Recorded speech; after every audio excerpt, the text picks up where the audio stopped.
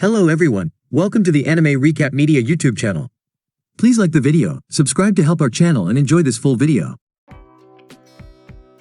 In the previous episode, the king of this world sends the Archon Adder to wipe out the isolation camp which disobeys his order. But when Adder arrives, she is frightened by many monsters that she doesn't know in the village. And these monsters are actually high-tech products on Earth. 1 month ago, Yakido told Klen and Siluro that he would increase the number of Matama's believers to 10,000 before the Archon arrives. People in this world don't know what gods are. Plus people may not believe that Matama is a god due to her appearance. So he increased the number of the believers by bringing people benefits before. Soon after, Roy is driving a harvester in the field. The villagers are also very excited, and it is their first time seeing a machine from Earth. Such a way of harvesting wheat is dozens of times faster than theirs. Yakido tells the villagers that this tool is a divine instrument created by Matama-sama, and that as long as they join their religious organization and believe in Matama, Matama-sama will grant the believers this instrument. Hearing this, the people on the spot express their desire to believe in Matama and join the organization. The number of her believers has been increased to 927 now, and it is much faster than the method Yakido used before. Just as Yakido is thinking about what to do next. At night, on the mountain, Yakido looks at the illuminated village and sighs that electricity is one of the greatest inventions in human history, thanks to which human beings can overcome the night. Everyone is enjoying the night, except for Mitama. She is very weak at the moment because she has exhausted her divine power again.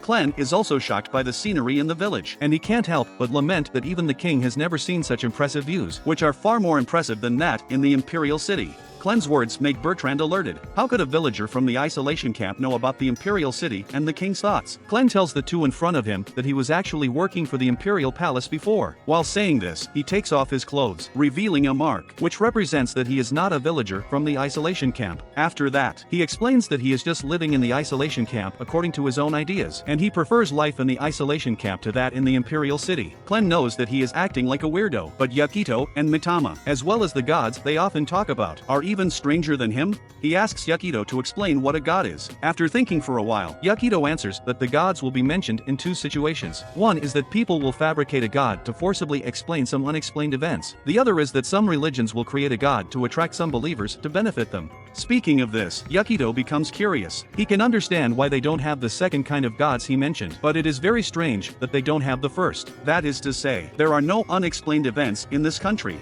Bertrand says that according to Yakido's words, the god in this country should be the king, because all the natural phenomena that occur in this world will be explained by the assembly that works directly under the king. As long as the assembly still exists, they won't have any unexplained events. Hearing what Bertrand said, Yakido falls into deep thought.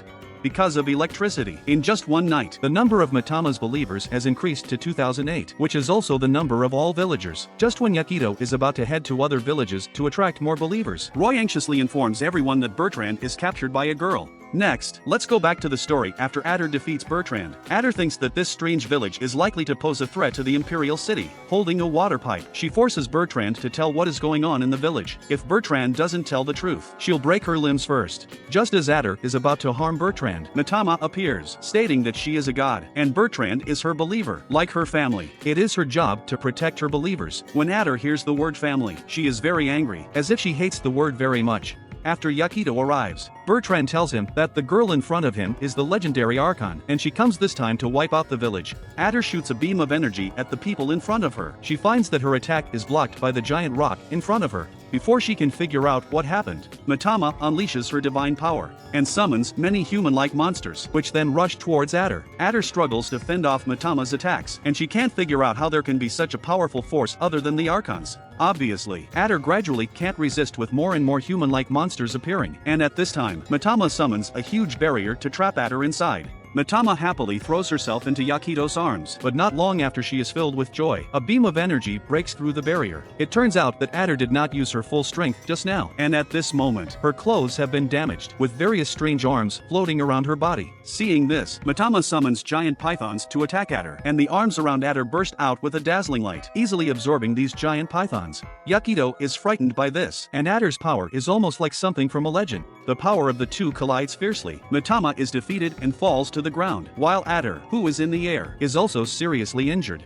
Yakido hurries forward to hug the injured Mitama, and just then, Yakido's companions appear. They come here to care for them despite the dangers of the battlefield. Seeing this, Adder is furious, and she seems to hate seeing people caring for each other, so she decides to completely destroy everything in front of her. As terrifying power gathers in Adder's hand, a huge energy ball appears, and then she throws it at the distant village. As the energy ball explodes, the village will be completely destroyed. Just when Yakido is desperate, things turn around, with an unknown person snapping his finger. But suddenly we find out the destruction was just an illusion created by Klen, who is actually Loki, one of the main Archon, and he wants Yakido and Mitama's help to destroy the Imperial capital. Adder shock turns to anger after realizing that her comrade has betrayed the Empire. She immediately charges up an attack. However, before she can release it, Loki stabs her in the back, literally. As Adder lies on the floor paralyzed by the pain of the sudden attack, Loki reminds her that she has already been caught inside her ability. This is further displayed when Loki clicks her fingers, revealing that the attack she inflicted on Adder was also an illusion and she is in fact bound. They make their way to the capital and proceed into the palace without incident. Loki leads them down a corridor lined with guards with stern expressions.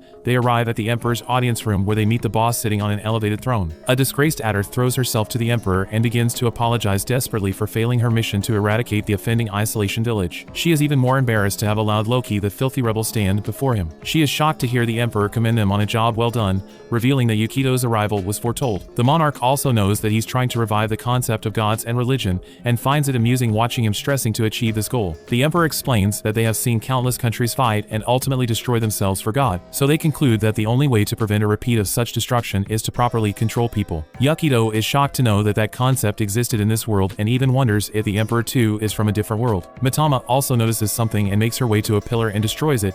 She reveals that everyone was acting weird and informs that both Yakido and Adder have been talking to a corpse this whole time. The illusion begins to crumble as the true nature of the place is revealed. The two stand with their mouth wide open. Loki laughs, not surprised that Mitama saw through the deception. She explains that what they have been seeing is a fake image created by the facility. Loki walks up and kicks the skeleton off the cyber-looking throne. The skull lands next to a disturbed Adder. Loki continues, stating that the Emperor of the country died centuries ago.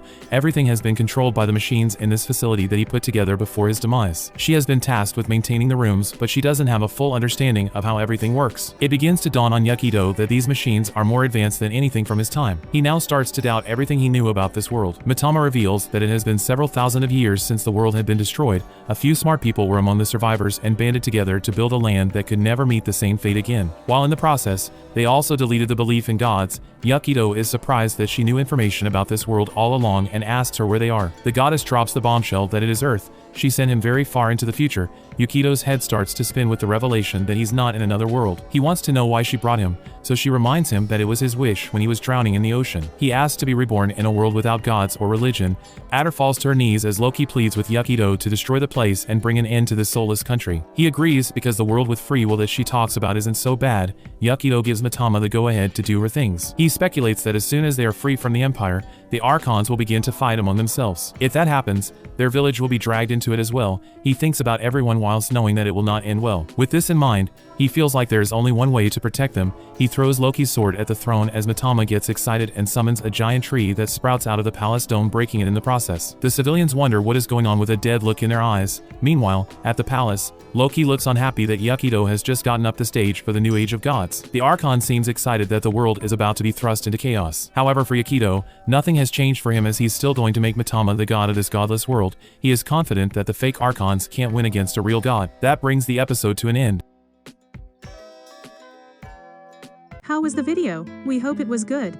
If so, please check these videos. Also, please comment down your thoughts and your suggestions for future videos. If you haven't already, please consider subscribing now to show the support to our channel. We hope to see you soon with another video right in this channel. Have a nice day.